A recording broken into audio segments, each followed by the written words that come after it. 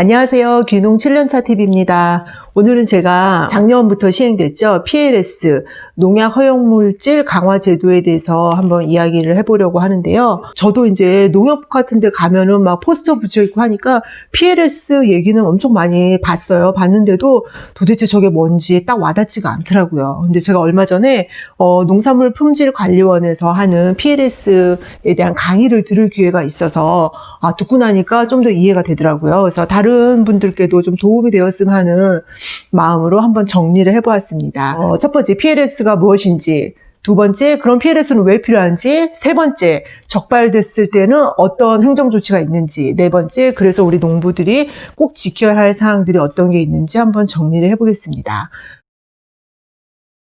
첫 번째로 PLS란 무엇인가? 농약 허용 물질 강화 제도라고 해요. 예전에는 이 PLS를 시행하기 전에는 그 등록되지 않은 농약 같은 경우는 국제식품규격위원회라고 그 코덱스 기준에 적용해서 관리를 했다고 그래요. 아니면은 그 상품과 비슷한 상품에 빗대어서, 예를 들어서 내가 쪽파를 키우고 있는데 쪽파에 등록된 농약이 없다. 그러면 비슷한 대파에 등록된 농약을 쓴다든지 이런 식으로 관리가 됐었는데, PLS 시행 후에는 등록되지 않은 농약 같은 경우는 0.01 ppm으로 그 수준을 엄청 높였다고 그래요. 그러면 0.01 ppm은 과연 얼마만큼인가? 그게 그 국제구격의 수영장에 물을 가득 채운 상태에서 잉크로 한 2방울, 3방울 떨어뜨린 정도 양이래요. 그러니까 거의 미미한 양이라고 하더라고요. 등록되지 않은 농약의 경우 0.01 ppm보다 그 허용 기준치가 초과하게 되면은 다 부적합이라고 보면 될 것 같아요. 그래서 뭐 농민들 입장에서는 어려울 건 없고 그 작물에 등록된 농약만 쓰면 됩니다. 그럼 두 번째로 이 PLS 농약 허용물질 강화 제도가 필요한 이유는, 첫 번째로는 이런 기준을 마련함으로 인해서 안정성이 입증되지 않은 무분별한 수입 농산물을 차단하는 효과가 있다고 그래요. 그리고 두 번째로는 등록되지 않은 농약의 오남용을 막을 수 있다는 거죠.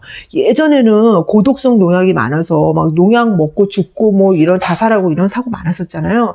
근데 요즘 등록된 농약은 그래도 거의 전농약이라 예전처럼 고독성 농약은 없다고 그래요. 그런데 또 뭐 그거를 뭐 어떻게 뭐 밀반입 하고 이래서 또 쓰는 분들이 있나 보죠. 그래서 그런 오남용을 막기 위해서 이 제도가 생겼다고 합니다. 행정당국에서는 농산물의 안전성을 확보하기 위해서 생산 단계, 유통 단계에 시료를 채취해서 잔류농약 검사를 한다고 그래요. 그래서 생산 단계는 출하되기 10일 전쯤, 그때 이제 농가에 방문해서 샘플을 채취해서 검사한다고 하고요. 유통 단계는 도매시장이나 우리가 이제 흔히 가는 마트 이런 데서 샘플을 무작위로 채취해서 잔류농약 검사를 한다고 하더라고요. 근데 우리가 사실 주변에 뭐 그런 샘플 채취하는 거 본 적도 없고, 또 적발된 건수를 보는 경우가 흔치 않다 보니까 좀 남의 얘기 같은 생각이 들긴 하는데, 근데 사실 PLS 시행한 후로 적발당해서 행정처분 받는 경우도 꽤 많다고 하더라고요. 우리가 관련 뉴스를 검색해봐도 종종 나오거든요. 그럼 만약에 내가 출하한 농산물이 어떻게 뭐 샘플 채취를 했는데 그 잔류농약 허용 기준을 넘어서서 적발됐다. 그렇게 되면은 그때 행해지는 행정처분에는 출하 연기 혹은 심한 경우는 산지 폐기까지 있다고 해요. 그리고 과태료가 있는데 1차 적발 시에는 40만 원, 2차 적발 시에는 60만 원, 3차 적발 시에는 80만 원까지 과태료가 부과된다고 합니다. 근데 내가 만약에 그 적발돼가지고 그런 행정처분을 받았는데, 그러니까 출하 연기를 해야 되는데도 불구하고 그거를 출하를 시켜서 유통을 시켰다. 이렇게 되면은 그 다음 단계에서는 경찰에 고발까지 들어간다고 하네요. 그래서 실제 또 왔다 갔다 막 복잡해지나 봐요. 그래서 우리가 PLS를 잘 알고 적절히 농사를 지어야 될 것 같아요. 근데 저는 이 강의를 들으면서 드는 생각이, 우리가 PLS 어떤 행정처분을 면하기 위해서 혹은 소비자의 안전한 밥상을 위해서, 근데 그 전에 농약을 제일 일선에서 뿌리는 농부, 나 자신을 위해서 진짜 필요한 게 아닐까. 무분별한 농약의 오남용은 그런 측면에서 봐야 되지 않을까 싶어요. 그래서 요즘은 농약이란 말을 안 쓰고 작물 보호제라는 명칭으로 바뀌었잖아요.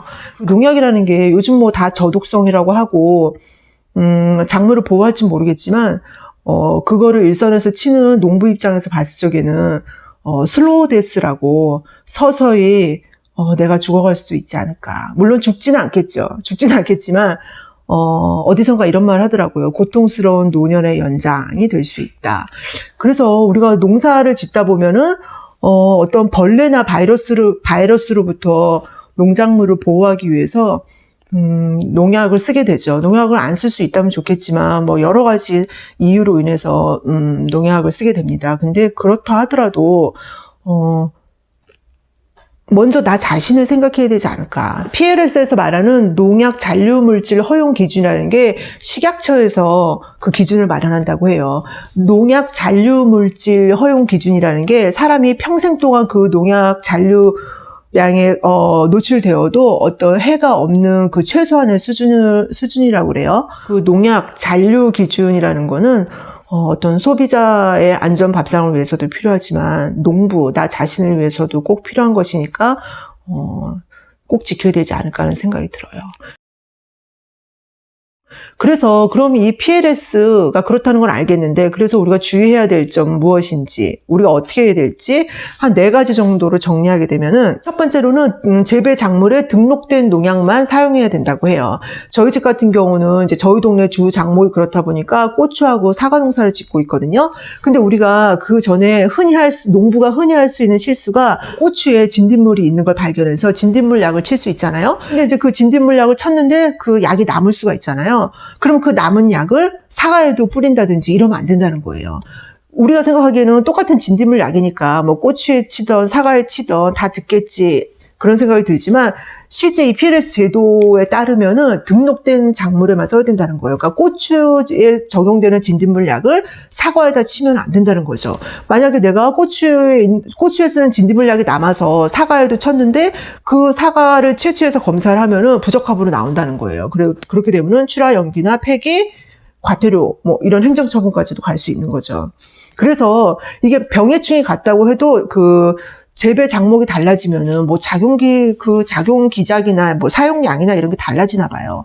그래서 우리가 꼭 지켜야 될 거는 농약을 살 적에도 고추에 치는 무슨 약 주세요 이렇게 약을 해야 되고 사서 딱 봤을 적에도 항상 농약병에 보면은 표기가 돼 있잖아요. 그 재배 작물하고 해당 병해충 이거를 꼭 직접 확인하는 습관을 들여야 된다고 합니다. 실제 이것 때문에 적발되는 건수도 꽤 많다고 하더라고요. 자, 두 번째로는 희석 배수와 살포 횟수를 지키는 겁니다. 이건 역시 우리가 농약을 사게 되면은 그 겉표지에 뭐 재배 작물, 병해충, 그리고 뭐 희석량, 뭐 스물 단말에 얼마 넣어야 되고 뭐 몇 회 써야 되고 이렇게 다 안내가 되어 있잖아요. 그것대로, 그러니까 써있는 대로만 쓰면 된다는 거예요. 근데 지금처럼 장마기라 비가 많이 온다든지 어떤 특성, 뭐 올해 같은 경우 칼라병 비상이잖아요. 그래서 총체벌레 죽이겠다고 더 진하게 타는 경우도 있을 수 있다는 거죠. 근데 그러면은, 농약을 진하게 친다고 해서 벌레가 다 죽는 게 아니라 농도장애로 더 해가 갈 수도 있고, 그것뿐만 아니라 이 PLS 제도에도 맞지 않기 때문에 행정처분까지 갈 수도 있는 거죠. 그래서 그런 희석 배수, 그리고 살포 횟수. 보통 보면은 살포 횟수가 발병 초기부터 2회에서 3회가 가장 많이 쓰여 있어요. 근데 저는 이게 현실적으로 별로, 사실 주변에 농사 짓는 분들 보십시오. 이 방제하는 주기가 뭐 정식할 때부터 해서 10일 간격, 뭐 어떤 분은 7일 간격, 더 세게 치시는 분은 5일 간격으로 치고 막 이런다고 하더라고요. 그렇게 따지면 살포 횟수가 다 벗어나는 거죠. 보통 고추만 놓고 보면은 5, 6, 7, 3개월 동안만 중점적으로 친다고 해도 10일에 한 번씩 치면은 몇 번이에요? 9번이잖아요. 그죠? 그래서 제가 예전 영상에도 한번 올렸었는데 우리가 병해충 방제를 할 적에는 무조건 치는 게 아니라 예찰을 하고 치는 게 중요하다는 거였었는데요. 근데 사실 그 예찰을 한다는 것도 사실 쉽지가 않아요. 뭐 그러다 보니까 농부는 농부 나름대로의 어려움이 있긴 한데요.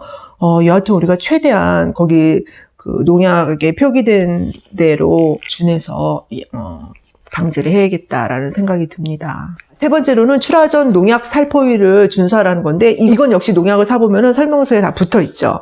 그래서 아까 뭐 희석 횟수 그리고 뭐 살포 횟수 그리고 수확 전 언제까지 쓸 수 있는지 다 써 있어요. 그래서 거기에 맞춰서 사용해야 된다는 거였었고요. 마지막으로는 미등록 농약이나 뭐 밀수된 농약, 뭐 농약도 밀수를 하나요? 예전에는 고독성 농약이 많아서 효과가 진짜 좋았었나 봐요. 뭐 그런 걸 밀수하는지 어쩌는지 모르겠는데 이런 미등록되거나 밀수한 뭐 농약 이런 것들은 당연히 절대로 쓰면 안 되겠죠. 제가 보기에 제일 이제 우리가 헷갈릴 수 있고 좀 중점적으로 둬야 될 부분은 병해충이 같더라도 내가 키우는 내 재배 작물에 맞는 건지를 꼭 확인할 필요가 있고 희석 배수 같은 거 좀 잘 지켜야 되지 않을까 싶습니다. 그래서 앞서 언급드렸지만 적절한 농약 사용은 뭐 아직까지는 상업농에서는 좀 어쩔 수 없는 부분이 있긴 하죠. 그래서 우리가 불가피하게 농약을 사용해야 된다고 하면은 나라에서 규정한 어떤 그런 지침대로, 왜냐하면 그게 우리 인체에 해가 없는 최소한의 기준이라고 하니까 거기에 맞춰서 제대로 써야 되지 않을까 하는 생각이 듭니다. 그래서 이 PLS 제도를 준수한다는 거는 소비자까지 가기 전에 그 약을 제1선에서 치는 농부나 자신을 위한 작은 실천이 되지 않을까 싶습니다. 사전 예방의 법칙이라는 말이 있던데 우리가 어떤 병해충을 관리하기 위해서 무분별한 농약의 사용 전에 완숙퇴비를 써서 땅심을 가꾼다든지 뭐 윤작을 한다든지 이런 식으로 해서 조금 사전에 예방할 수 있는 방법도 좀 고민해 봐야 되지 않을까 하는 생각이 들고요. 그래서 오늘은 PLS 제도에 대해서 제가 저 자신도 좀 헷갈렸던 부분이 있었는데 한번 이렇게 정리를 해 보았고요. 우리가 몰라서 또 잘못 쓰고 행정처분 같은 불이익 받으면 안 되잖아요. 그래서 농사 짓는 분들께 도움이 좀 되었으면 좋겠습니다. 오늘도 긴 영상 시청해 주셔서 감사합니다.